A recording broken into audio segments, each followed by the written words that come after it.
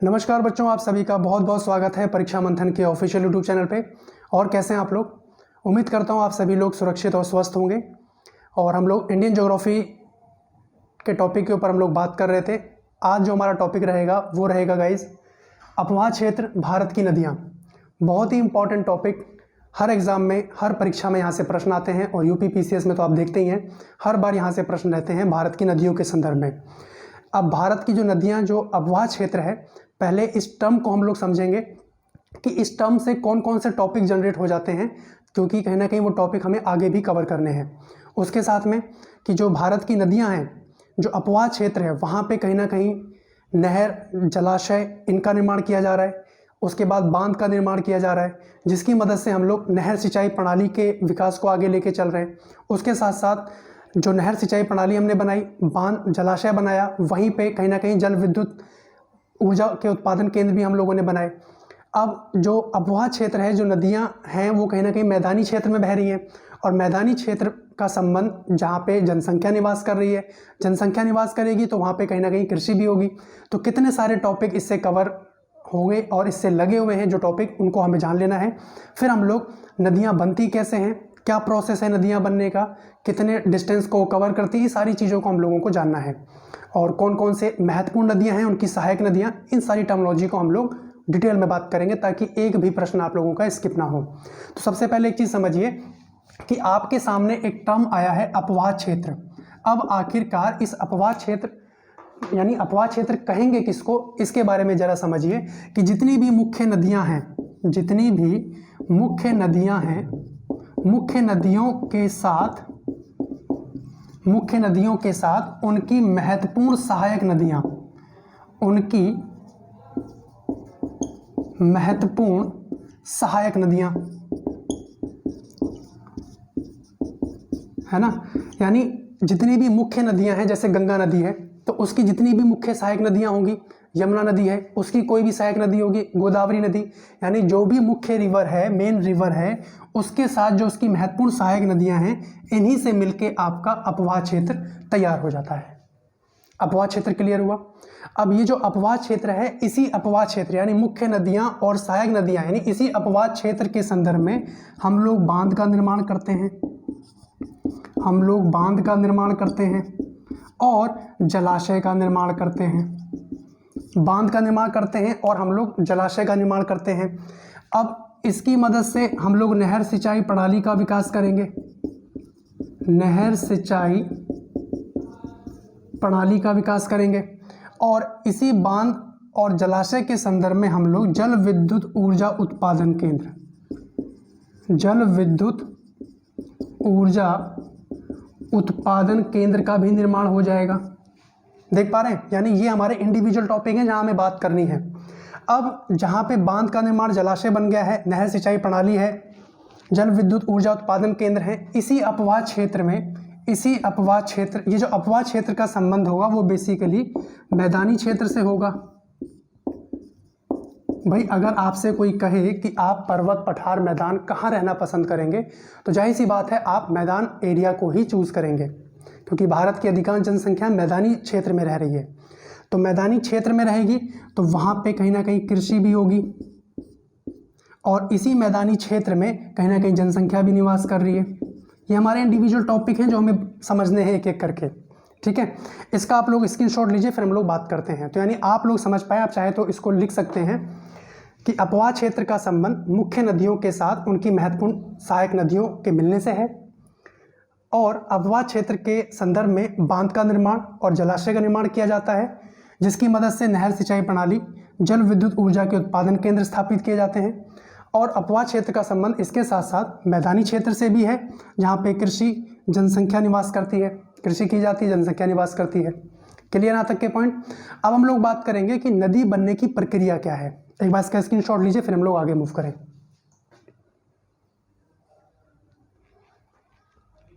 देखिए, जिस तरीके से शरीर की बॉडी बनती है, आपने साइंस में पढ़ा होगा कि शरीर की बॉडी, जो शरीर बन रहा है वो बन कैसे रहा है, बिल्कुल वही प्रोसेस है नदियों के बनने का भी, सेम वही प्रोसेस। जैसे आपने पढ़ा है, सबसे पहले सेल्स मिलते हैं, कोशिका मिलती हैं। मैं एक बार लिख दे रहा हूँ कि जिस तरीके से आप लिख सकते हैं नदी बनने की प्रक्रिया, नदी बनने की प्रक्रिया हेडिंग दीजिएगा और आप समझिएगा कि नदी बनने की प्रक्रिया क्या है, क्योंकि यहाँ से एक प्रश्न पीसीएस में देखने को मिल गया है। तो जिस तरीके से सेल्स बनते हैं यानी कोशिका बनती हैं और इन कोशिका के मिलने से टिश्यू बनते हैं, टिश्यू यानी ऊतक बनते हैं और इन ऊतकों के मिलने से ऑर्गन बनते हैं, ऑर्गन यानी शरीर के अंग बनने तैयार हो जाते हैं और जब अंग बन जाते हैं तब जाके एक बॉडी का निर्माण हो जाता है यानी एक शरीर का निर्माण हो जाता है। ये तो हो गया साइंस की बात, साइंस की टर्मिनोलॉजी। लेकिन नदियाँ कैसे बन रही हैं अब उसके संदर्भ में बात कीजिए। जिस तरीके से शरीर का सबसे छोटा हिस्सा कोशिका है, ठीक उसी तरीके से नदी का सबसे छोटा हिस्सा रिल कहलाता है। क्या कहलाता है? रिल। रिल जिसको हिंदी में नाला बोल रहे हैं। और जब ये नाला आगे बढ़ता है तो कहीं ना कहीं ये छोटी नदियों में रिवल्ट में कन्वर्ट हो जाता है। रिवल्ट यानी छोटी नदियाँ। और जब ये छोटी नदियाँ आगे मिलती हैं तो ये ट्रिब्यूटरीज में कन्वर्ट हो जाती हैं। ट्रिब्यूटरीज यानी सहायक नदियाँ। और जब सहायक नदियाँ मिल जाती हैं तब जाके रिवर का निर्माण हो जाता है। समझ पाए? प्रश्न क्या था, इसको क्रम में सजाइए। उम्मीद करता हूँ नदी बनने की प्रक्रिया आप लोगों को क्लियर हो गई होगी। अब एक चीज़ समझिए इसमें कि नदी का जो मुख्य स्रोत है यानी नदी जहाँ से निकल रही है, यानी नदी का जो ओरिजिन है, मान लीजिए नदी यहाँ से निकल रही है, ये रिवर बह रही है और अगर ये नदी 3 किलोमीटर का डिस्टेंस कवर करती है यानी 3 किलोमीटर तक ये नदी प्रवाहित हो जाती है तो वो नदी कहलाती है। यानी कम से कम 3 किलोमीटर का डिस्टेंस कवर करना अनिवार्य है। क्लियर यहाँ तक? यानी अब आप कह सकते हैं कि नदी रिल से मिलकर रिवल्ट, रिवल्ट से मिलकर ट्रिब्यूटरीज और उसके बाद नदी का निर्माण हो जाता है, जिसके लिए कम से कम 3 किलोमीटर बहना आवश्यक है। उम्मीद करता हूँ यहाँ तक के पॉइंट क्लियर हो गए होंगे। इसका स्क्रीनशॉट लीजिए, फिर हम लोग आगे बात करते हैं। ठीक है, अब जरा एक चीज़ समझिए इसमें कि नदियों के अध्ययन को क्या बोला जाता है, जरा उसको नोट करें। नदियों के अध्ययन को टोमोलॉजी बोलते हैं। नदियों के स्टडी ऑफ रिवर, नदियों के अध्ययन को टोमोलॉजी। ठीक है जी, नदियों के अध्ययन को टोमोलॉजी। और नदियों की अवस्थाओं के अध्ययन को क्या बोला जाता है, ये अब इंपॉर्टेंट पॉइंट है। यहाँ पे हमें नदियों की अवस्थाओं को भी समझना है। तो अब लिखिएगा नदियों की अवस्थाओं को, नदियों के अवस्थाओं के अध्ययन को फिलोलॉजी। नदियों के अवस्थाओं के अध्ययन को फिलोलॉजी। अब हमारे सामने एक टर्म आ गया अवस्थाएं। अब आखिरकार नदियों की कौन कौन सी अवस्थाएं हैं उनको एक बार जान लेते हैं। इसका संबंध भी कहना कि मानव से ही है। जिस तरीके से मानव की एक बाल अवस्था होती है, एक युवा अवस्था होती है और एक वृद्धावस्था होती है, ठीक वैसे ही नदियों की भी अवस्थाएं हैं। इसका स्क्रीनशॉट लें, फिर हम लोग बात करें। अगर हम इसके अवस्थाओं की बात करें तो एक नदी, सबसे पहले जो नदी की अवस्था होगी वो होगी युवा अवस्था, है ना। उसके बाद प्रौढ़ावस्था और फिर वृद्धावस्था। युवावस्था, प्रौढ़ावस्था और अंततः वृद्धावस्था। क्लियर यहाँ तक? इसका स्क्रीनशॉट ले लीजिए। अब एक बार मैं डायग्राम की मदद से आपको इन अवस्थाओं के बारे में बता दूं ताकि आप लोगों को एक एक पॉइंट क्लियर हो जाए।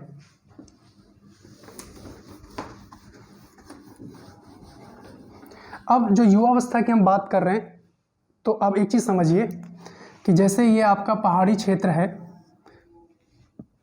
और यहाँ से नदी प्रवाहित होते हुए आ रही है, यहाँ से नदी प्रवाहित होते हुए आ रही है, तो यानी यहाँ पे नदी की कौन सी अवस्था है, यहाँ पे नदी की युवा अवस्था है। नदी अपनी युवा अवस्था में बहुत तेज गति से बह रही है, यानी नदी यहाँ तक अपनी युवा अवस्था में है। नदी अपनी युवा अवस्था में है। जैसी वो आगे प्रभावित होती है फिर उसकी प्रौढ़ावस्था आ जाती है, जहाँ पे वो विसर्पण करते हुए बहती है, तो नदी की प्रौढ़ावस्था। और उसके बाद जब नदी इधर उधर घूम घूम के बहती है और आगे जब बढ़ जाती है तो इसको बोला जाता है वृद्धावस्था। ठीक है, और ये जो आकार देख पा रहे हैं इसको बोला जाता है डेल्टा, यानी डेल्टा का भी निर्माण फाइनली नदी करती है। तो यानी ये नदी की अवस्थाएं हैं, और जब डेल्टा बन जाता है तो इसके बाद ये समुद्र में जाके गिर जाती हैं, समुद्र में गिर जाती हैं, यानी डेल्टा बनने पे नदी का समापन हो जाता है। ये हम लोग अभी आगे डिटेल में बात करेंगे। अब यहाँ पे एक चीज़ समझिए कि जो भारत की नदियाँ हैं, अब भारत के संदर्भ में बात करें तो सारी नदियों को एक साथ समझ पाना बड़ा मुश्किल होगा, तो हम लोग अध्ययन की दृष्टि से इसको दो भाग में डिस्ट्रीब्यूट कर रहे हैं ताकि हम लोग एक एक करके इसका स्टडी कर पाएँ। इसका स्क्रीनशॉट लीजिए, फिर हम लोग बात करते हैं। ये इसकी अवस्थाएं हैं, ध्यान रखिएगा।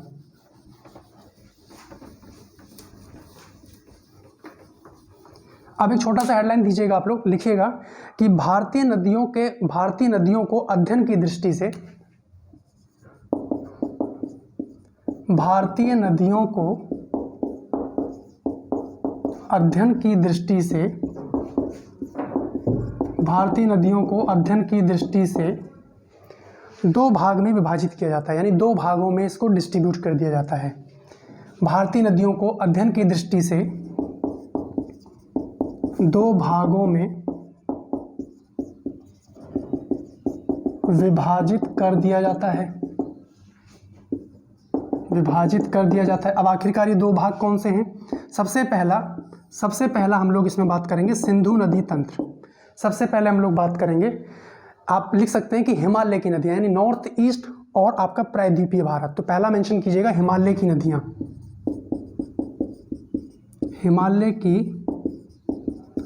हिमालय की नदियाँ। और जो दूसरा भाग है जिसमें हम दूसरे भाग में विभाजित कर रहे हैं, ये है प्रायद्वीपीय भारत की नदियाँ, यानी पूरे भारत को हम दो भाग में डिस्ट्रीब्यूट करते हुए अध्ययन करेंगे। तो हिमालय की नदियाँ और प्रायद्वीपीय भारत की नदियाँ, प्रायद्वीपीय भारत की नदियाँ। क्लियर? अब हिमालय की नदियों के अंतर्गत हमें कैसे आगे बढ़ना है ताकि आप लोग अच्छे से समझते हुए भी बढ़ें।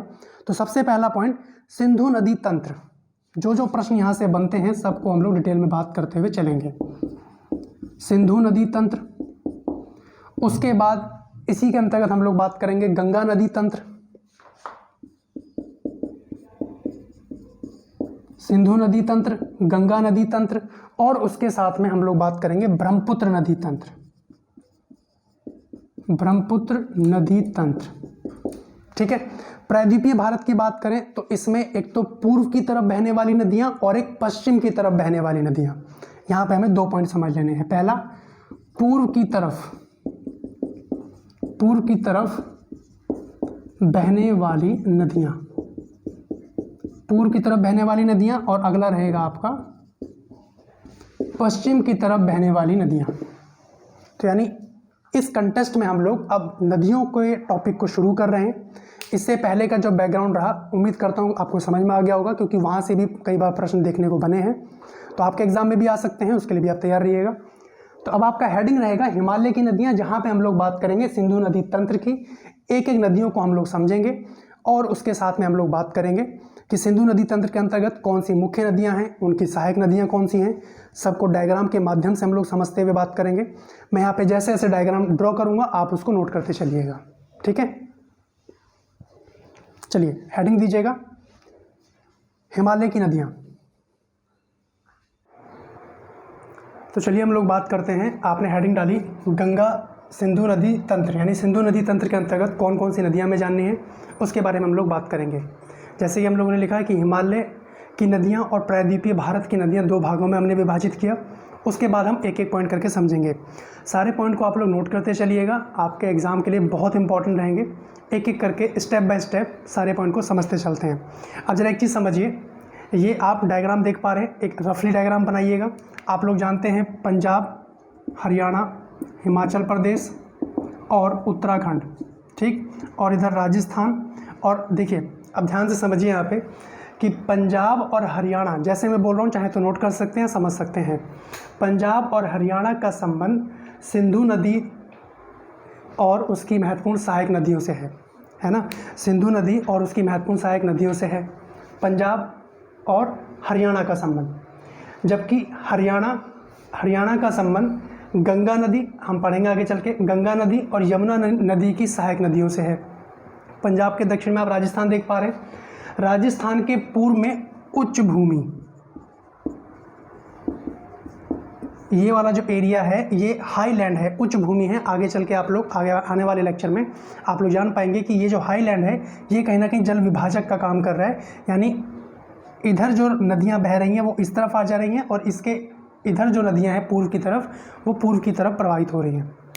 ठीक है, अब यहाँ पे ज़रा समझिए कि जो गंगा नदी का जो अपवाह क्षेत्र है, अपवाह क्षेत्र से आप लोग परिचित हैं, गंगा नदी का जो अपवाह क्षेत्र है वो पूरा लोकेशन क्या कहलाता है, गंगा का मैदान। गंगा नदी का अपवाह क्षेत्र गंगा का मैदान कहलाता है। पहला पॉइंट लिख लिया आपने। उसके बाद आप लिख लेंगे कि पंजाब और हरियाणा के दक्षिण में राजस्थान का मैदान है, राजस्थान का मैदान, और राजस्थान के पूर्व में उच्च भूमि है यानी हाईलैंड है। यहाँ पे आप लोग ये पॉइंट ध्यान रखेंगे।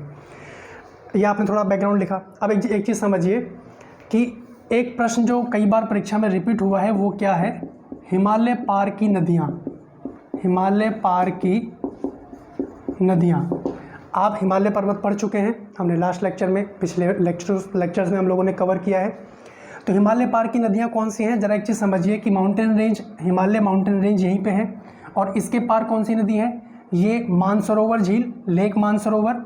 इधर है आपकी सिंधु नदी, इधर है आपकी सिंधु नदी, ये वाली है सतलज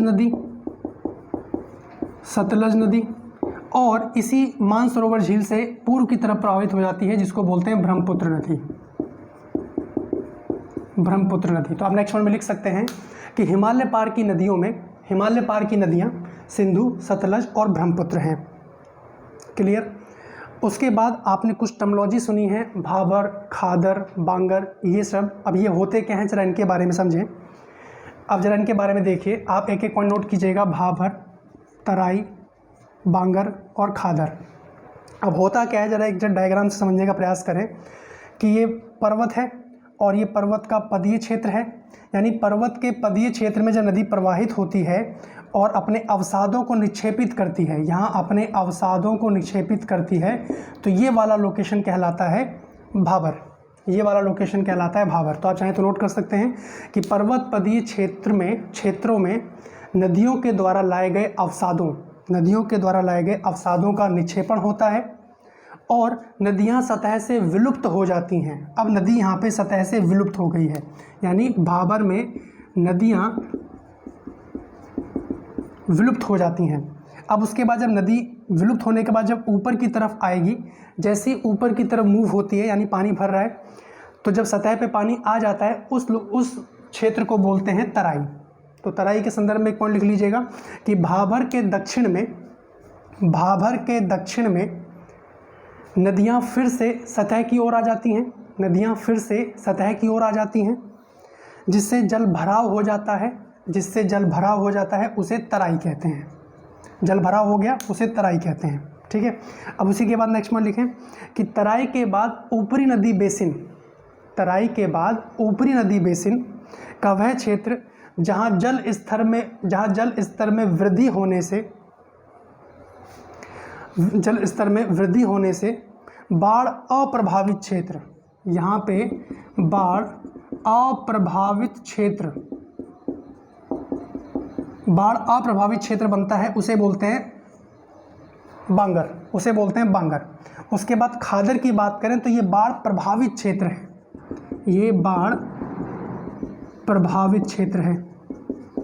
बाढ़ प्रभावित क्षेत्र। क्लियर यहाँ तक के पॉइंट। यानी खादर, बांगर और तराई ये किनको कहा जा रहा है, तो उम्मीद करता हूँ आप एक लाइन में इसको बता पाएंगे। अब जरा एक चीज़ समझिए, अब सिंधु नदी तंत्र के बारे में हम लोग बात करें।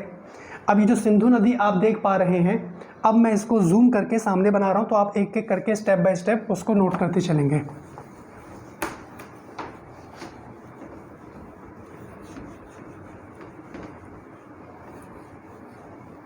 देखिए डायग्राम, जैसे कि मैं आपको हर लेक्चर में कहता हूँ, डायग्राम जो बन गया है उसको पढ़ने की आप लोग हैबिट जरूर डालें, है ना। आप लोग कैसे बोलेंगे कि सिंधु तिब्बत में कैलाश रेंज के मानसरोवर झील से निकलते हुए, जैसे से मैं बोल रहा हूँ सिंधु नदी, देखिए तिब्बत में ये कैलाश रेंज में मानसरोवर झील है, मानसरोवर झील, ठीक है। अब यहाँ से होता क्या है, मानसरोवर झील से दो नदियाँ निकलती हैं, पहली है सिंधी और दूसरी है कबाब, है ना। तो तिब्बत में कैलाश रेंज के मानसरोवर झील से सिंधे और कबाब नदी के मिलने से, ये जब आपस में मिल जाती हैं तो ये आपकी कहलाती है सिंधु नदी। ध्यान दीजिएगा, सिंधु नदी, ठीक है जी। तो आपने लिखा सिंधु नदी तिब्बत के कैलाश रेंज में मानसरोवर झील से निकलती है और सिंध और कबाब नदी के मिलने के बाद ये सिंध नदी कहलाती है। अब ये यहाँ से जम्मू कश्मीर में प्रवेश कर रही है, तो जम्मू कश्मीर और लद्दाख प्रांत में जब ये एंटर हो रही है तो यहाँ पे ITSZ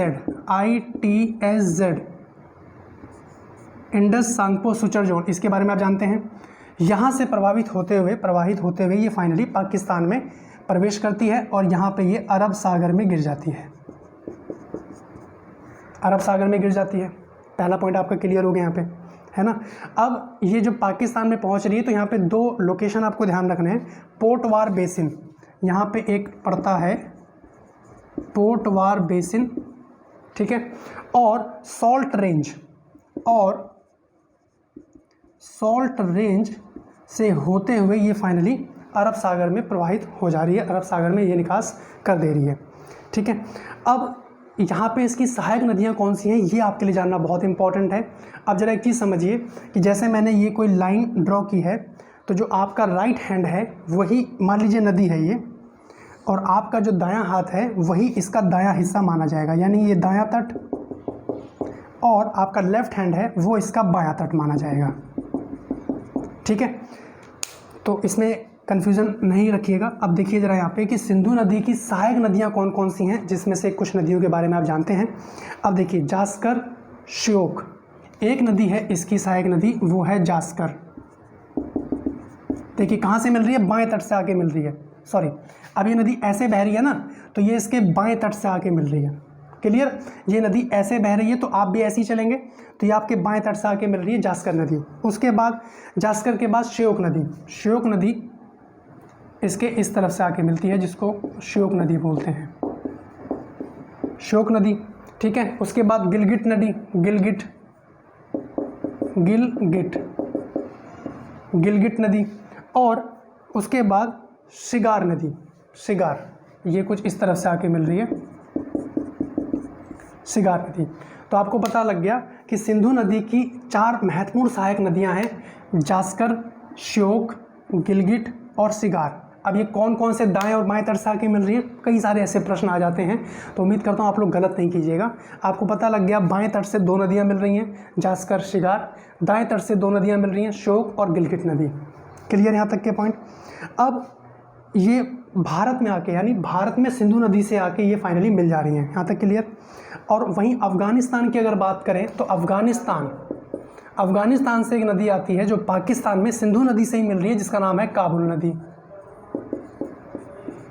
अब काबुल नदी देखिए दाएं तट से आके मिल रही है, यहाँ तक के पॉइंट क्लियर। ऐसे ही इसको बनाइएगा, अभी मैं अक्षरता बोल दूंगा तो आप उसको नोट कर लीजिएगा, ठीक है। अब यहाँ पे एक पॉइंट नोट करें, अब ये तो हो गया सिंधु नदी का मामला। अब एक चीज़ ज़रा समझिए कि जो यहाँ पे सिंधु नदी की 5 महत्वपूर्ण नदियाँ हैं जिसको पंजाब के मैदान के नाम से जाना जाता है, वो 5 नदियाँ कौन सी हैं, पहले तो एक बार आपके टिप्स पे होनी चाहिए। आप लोग कैसे याद रखेंगे, सब आरसी झेलेंगे और ऊपर आपका सिंधु नदी, इस तरीके से क्रम में आप याद रख सकते हैं। तो इससे आपकी हो गई सतलज नदी, बी से हो गई ब्यास नदी, ठीक है, आर से हो गई रावी नदी, सी से चिनाब नदी, और इससे झेलम नदी, और एस से सिंधु नदी। सिंधु नदी। तो ये इनका क्रम है, यानी अगर उत्तर से दक्षिण की ओर बोले या दक्षिण से उत्तर की ओर कहा जाए तो ये इनका क्रम है, जिसमें आप सिंधु नदी के बारे में जान पाए। अब हम झेलम नदी के बारे में बात करते हैं। आप लोग कमेंट करके एक पॉइंट बताइएगा कि चिनाब नदी, हालांकि इसमें कई सारे प्रश्न बनते हैं बट मैं चाहता हूँ एक प्रश्न का आंसर आप लोग कमेंट सेक्शन में ज़रूर बताएं कि चिनाब नदी का पुराना नाम, चिनाब नदी का पुराना नाम कमेंट सेक्शन में कमेंट करके बताइएगा कि चिनाब नदी का पुराना नाम क्या है। अभी हम लोग बात कर पाए सिंधु नदी के बारे में। सिंधु नदी की हमने सहायक नदियाँ देखी, हमने लोकेशन जानी कि मानसरोवर झील से सिंध और कबाब मिलके सिंधु नदी कहला रही हैं, और इससे सहायक नदियाँ जो हैं जास्कर, शिगार बाएं तट पे आके मिल रही हैं, गिलगित श्योक दाएं तट पे आके मिल रही हैं, काबुल नदी जो कि अफगानिस्तान से आ रही है दाएं तट पे मिल रही है, और फाइनली ये पाकिस्तान में प्रवेश करती है पोटवार बेसिन सॉल्ट रेंज से होते हुए ये अरब सागर में निकास कर दे रही है। क्लियर यहाँ तक के पॉइंट। अब जरा एक चीज़ समझिए, अब हम बात करते हैं झेलम नदी की, क्योंकि अगला क्रम झेलम का है, फिर चिनाब, फिर रावी, इस तरीके से हम लोग बात करेंगे, ठीक है। तो अब जो झेलम नदी है, अब यहाँ पे ध्यान दें, वृहद हिमालय आप लोग पढ़ चुके हैं, तो वृहद हिमालय में एक जगह है अनंतनाग, है ना, अनंतनाग के पास है बेरीनाग। वृहद हिमालय में एक जगह है अनंतनाग और यहीं पे एक लोकेशन है बेरीनाग, ठीक है। तो वृहद हिमालय में अनंतनाग के समीप बेरीनाग से निकलने वाली झेलम नदी कश्मीर की घाटी में प्रवेश करती है। तो यहाँ से कौन सी नदी निकल रही है? यहाँ से निकल रही है झेलम नदी। क्लियर यहाँ तक? झेलम नदी निकल रही है। अब उसके बाद इस नदी का जो अपवाह क्षेत्र है, झेलम नदी का जो अपवाह क्षेत्र है वो श्रीनगर से होते हुए वुलर झील, यहीं पे आप लोग देखेंगे वुलर झील, कई बार परीक्षा में आता है कि वुलर झील कहाँ है, तो भाई जम्मू कश्मीर का ही लोकेशन पढ़ रहे हैं हम लोग, है ना। तो जम्मू कश्मीर घाटी से होते हुए वुलर झील जो कि जम्मू कश्मीर में है, वुलर झील से होते हुए बारामूला की कश्मीर घाटी से बाहर निकलती है। यहाँ पे बारामूला है। एक बार लोकेशन से परिचित रहें, आगे आने वाले जो टॉपिक होंगे आपके ऑटोमेटिक कनेक्ट हो जाएंगे।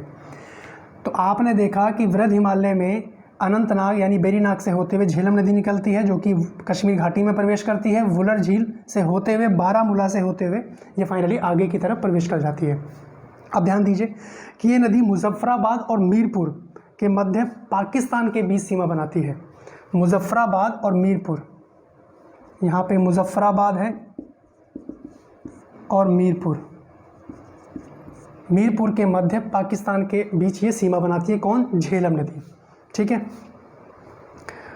अब ये फाइनली जाके चिनाब नदी से मिल जाती है। अभी हम लोगों ने बात करी सब आरसी झेलेंगे, तो झेलम नदी चिनाब नदी से मिल जा रही है, यानी चिनाब नदी, अब आपकी हम चिनाब नदी के बारे में बात करेंगे तो चिनाब नदी कुछ इस तरीके से आ रही है, तो ये चिनाब नदी से आके मिल गई कौन? झेलम नदी।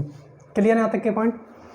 अब एक चीज़ जरा यहाँ पे समझे कि जो चिनाब नदी है ये, जैसे अभी हम लोगों ने बात करी कि सिंधु नदी नहीं है डायरेक्ट, पहले सिंधी और कबाब से मिलके बन रही है, उसी तरीके से चिनाब नदी भी चंद्र और भागा के मिलने से बनती है। तो अब आप लोग नेक्स्ट पॉइंट में लिख सकते हैं कि हिमाचल प्रदेश के वृहद हिमालय के बारालाचाला दर्रा, इससे भी परिचित हैं आप लोग, बारालाचाला दर्रा से दो नदियां निकलती हैं, एक है चंद्र और एक है भागा, और चंद्रभागा जब आगे मिलती हैं तो ये कहलाती हैं चंद्रभागा नदी, ये कहलाती हैं चंद्रभागा नदी। जब चंद्रभागा नदी कहला रही है तो जम्मू कश्मीर में एक लोकेशन है किश्तवर, जम्मू कश्मीर में एक लोकेशन है किश्तवर के आगे जब ये प्रवाहित होती है तो वहाँ से ये चिनाब नदी कहलाती है। बहुत इंपॉर्टेंट पॉइंट नोट कीजिएगा कि हिमाचल प्रदेश के वृहद हिमालय के बारालाचाला दर्रे के समीप से निकलने वाली चंद्र और भागा नदी तांडी के समीप, यहाँ पे एक लोकेशन है तांडी के समीप मिलने के बाद चंद्रभागा नदी कहलाती हैं, जो जम्मू कश्मीर में किश्तवर के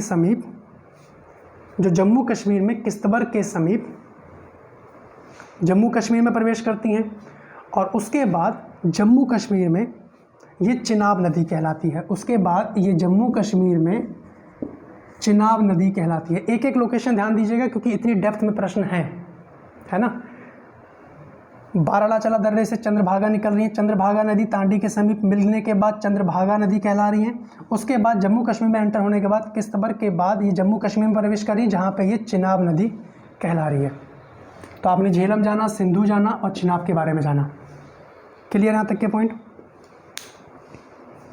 अब इसमें आप मेंशन कीजिएगा कि यह नदी अखनूर के समीप, यह नदी अखनूर के समीप, यहाँ पे अखनूर है, यह नदी अखनूर के समीप जम्मू के मैदान में प्रवेश करती है जहाँ इससे तवी नदी आके मिल जाती है। यहीं पे इससे आके तवी नदी आके मिल रही है। आपने सुना होगा जम्मू तवी ट्रेन का नाम, है ना।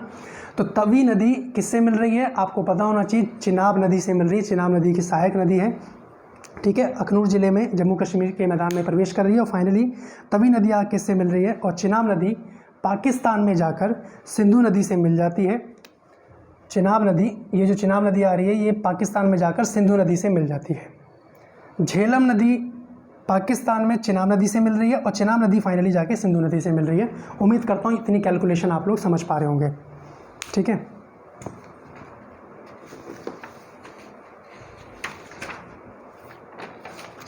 इसको डायग्राम को ऐसे ड्रॉ कीजिएगा और जो आप एटलस यूज़ कर रहे हैं, देखिए ज्योग्राफी की क्लास अगर आप लोग अटेंड कर रहे हैं तो एटलस ज़रूर लेके बैठिएगा। जो लोकेशन मैं बता रहा हूँ, देखिए कहने को तो 1 घंटे की क्लास है आप लोगों के लिए, लेकिन अगर आप लोग सही से इसमें वर्कआउट करेंगे तो कम से कम ये 1.5-2 घंटे की क्लास आपके लिए होने वाली है।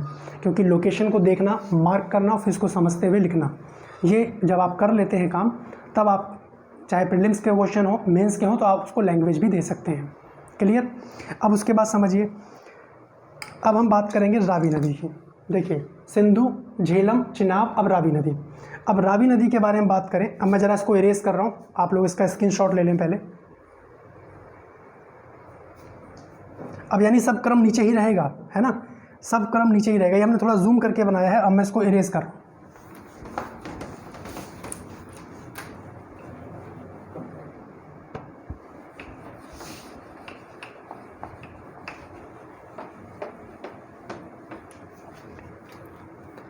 अब हिमाचल प्रदेश में आपने कुल्लू हिल के बारे में सुना है, और हिमाचल प्रदेश में एक दर्रा आपने सुना होगा, रोहतांग दर्रा, रोहतांग पास, है ना। जब आप लोग मनाली जाते हैं तो वहाँ पे आप लोग कभी विज़िट कर सकते हैं रोहतांग पास। तो आप मेंशन करेंगे कि हिमाचल प्रदेश के कुल्लू हिल में रोहतांग दर्रे के समीप, तो यहाँ पे रोहतांग दर्रा है और कुल्लू हिल, हिमाचल प्रदेश में कुल्लू हिल के समीप रोहतांग दर्रे के समीप से रावी नदी, पंजाब और जम्मू कश्मीर, रावी नदी जो है पंजाब और जम्मू कश्मीर,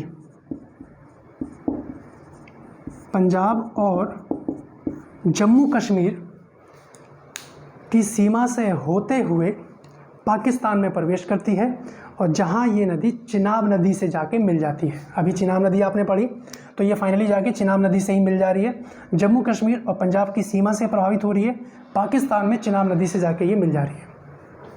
क्लियर यहाँ तक। देखिए इसमें बताना बड़ा प्रॉब्लम हो जाता, क्योंकि अब यही डायग्राम को हम लोग थोड़ा जूम करके समझ रहे हैं, तो आप उसको अपने मैप में मार्क कर सकते हैं, ठीक है। अब यहाँ पे एक चीज़ समझे कि चिनाब नदी से जाके मिल जा रही है। अब जो नदियाँ आपने देखी, सिंधु, झेलम, चिनाब, रावी, ब्यास, सतलज, एक प्रश्न यहाँ पे ये बनता है गाइस कि ये नदियाँ कितने देशों में बहती हैं, किन किन क्षेत्रों में बहती हैं, ये आपके लिए इंपॉर्टेंट प्रश्न हो जाता है। तो मैं एक बार यहाँ पे लिख दे रहा हूँ, आप उसको अपडेट कर लीजिएगा। सबसे पहले बात करें सिंधु नदी की, तो सिंधु नदी आपकी 3 देशों से होकर बह रही है। खुद देखिए, तिब्बत, भारत और पाकिस्तान, 3 देशों से होकर बह रही है। तो मेंशन कीजिएगा कि 3 देश यानी तिब्बत, भारत, पाकिस्तान, तिब्बत,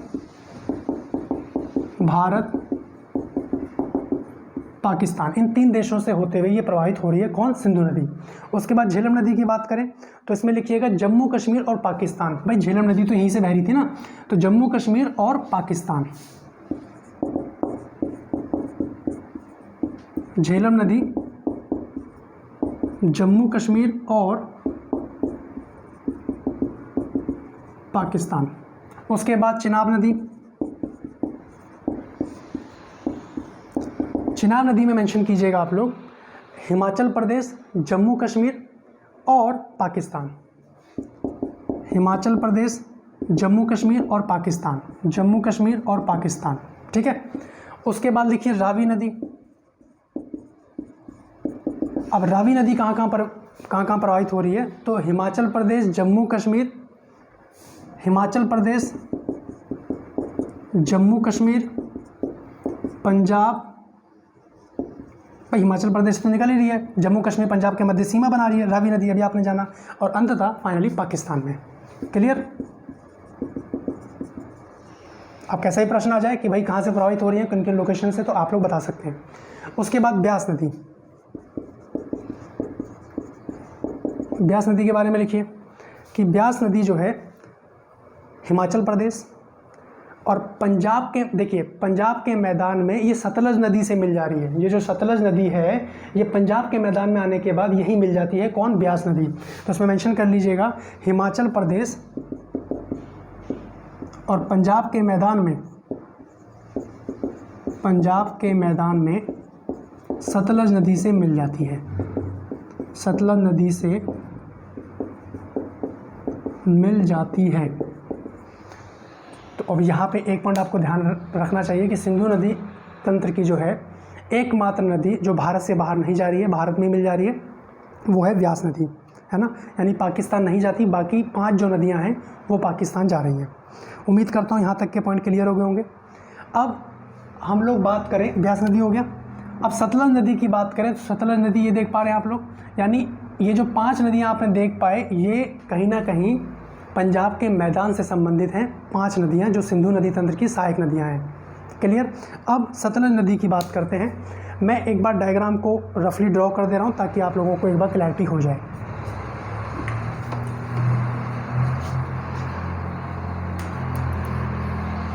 उम्मीद करता हूँ स्क्रीनशॉट ले लिया होगा आप लोगों ने। अब देखिए सिंधी और कबाब से निकलने के बाद सिंधु नदी बह रही है, सिंधु नदी है ना, पोटवार रेंज से, सॉल्ट रेंज से होते हुए बह रही है पाकिस्तान में। उसके बाद झेलम नदी बह रही है, झेलम नदी बही, झेलम नदी मिल रही है चिनाब नदी से, जो कि चंद्र और भागा के मिलने से चिनाब नदी आगे बढ़ रही है और झेलम नदी चिनाब नदी से मिल जा रही है। उसके बाद रावी नदी की बात करें तो रावी नदी चिनाब नदी से आके मिल रही है। इस तरीके से आप लोग ड्रॉ कर सकते हैं। और उसी के बाद हम लोग बात करें रावी नदी की, रावी नदी हो गया आपका। उसके बाद ब्यास नदी, तो जो ब्यास नदी है वो आपकी सतलज नदी से मिल जा रही है। सतलज नदी कुछ इधर आ गई और ब्यास नदी कुछ इधर मिल गई, सब RC झेलेंगे, ठीक है। इस तरीके से हो गया। अब ये फाइनली आके यहाँ पे मिल जाती है और ये सिंधु नदी से मिलने के बाद अरब सागर में निकासित हो जा रही है। क्लियर यहाँ तक के पॉइंट। अब सतलज नदी के बारे में ज़रा समझ लेते हैं। अब एक चीज़ समझिए कि जैसे मान लीजिए एक नदी ये बह रही है और एक नदी ये बह रही है, आके मिल गई। अब जो इसके बीच का एरिया है इसको बोलते हैं गाइस दोआब। क्या बोलते हैं? दोआब। कि 2 नदियों के मध्य स्थित क्षेत्र को दोआब के नाम से जाना जाता है। यहाँ से भी प्रश्न आते हैं। अब वो कौन से प्रश्न, उनके ऊपर बात करेंगे। सबसे पहले सतलज नदी के बारे में आप लिखिएगा। सतलज नदी के बारे में आप लोग लिखें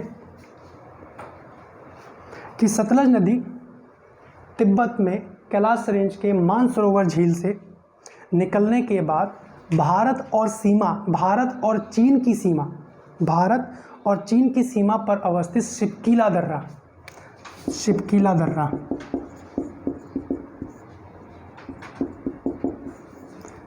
दर्रा यानी जो हिमाचल प्रदेश है वहाँ पे प्रवेश करती है। और यह नदी पंजाब के मैदान में हिमाचल प्रदेश से आती है। पंजाब के मैदान में हिमाचल प्रदेश से आएगी। यहाँ पे शिपकीला दर्रा है। क्लियर। फिर लिखिएगा कि यहाँ हरिके बैराज, यहीं पे एक आप देख पाएंगे हरिके बैराज,